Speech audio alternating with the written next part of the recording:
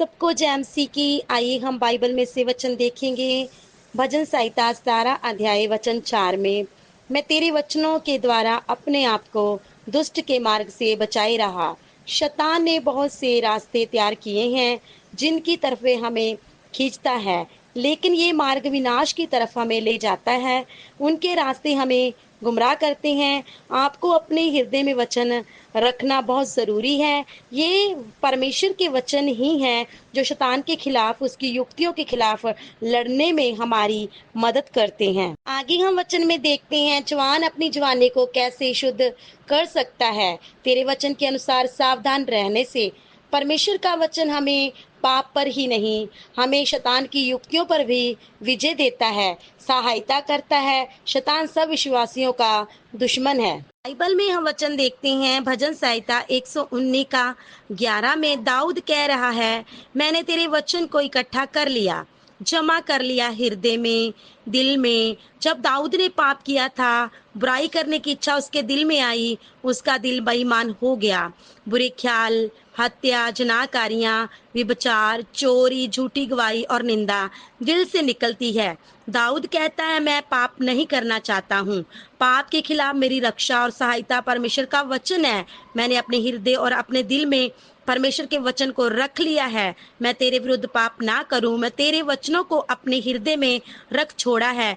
पाप के खिलाफ हमारी सुरक्षा परमेश्वर का वचन है। वचन को आत्मा की तलवार भी कहते हैं। पाप पर जय पाना है तो आप परमेश्वर के वचन को अपने हृदय में इकट्ठा करें। या पाप आपको परमेश्वर से दूर रखेगा या फिर परमेश्वर का वचन आपको पाप से दूर रखेगा। इन दोनों में से एक जीत हासिल करेगा। अगर परमेश्वर का वचन जीत गया, वे आपको पाप से दूर रखेगा। अगर पाप जीत गया, वो आपको परमेश्वर से दूर रखेगा। हमारे जीवन में बहुत सी कठिनाइयां, परेशानियां, संघर्ष है। प्रभु का धन्यवाद हो, अपने संघर्ष और कठिनाइयों में से भरे जीवन के द्वारा वे हमें दिखाता है, सिखाता है और हमारी मदद सहायता करता है। बाइबल में हम वचन देखते हैं, पहला पत्रस 5 अध्याय 8 आयत में पत्रस वचन में लिखते हैं, सचेत रहो, जागते रहो कि तुम्हारा विरोधी शैतान गरजने वाले की नाई खोज में रहता है कि किसको फाड़ खाए।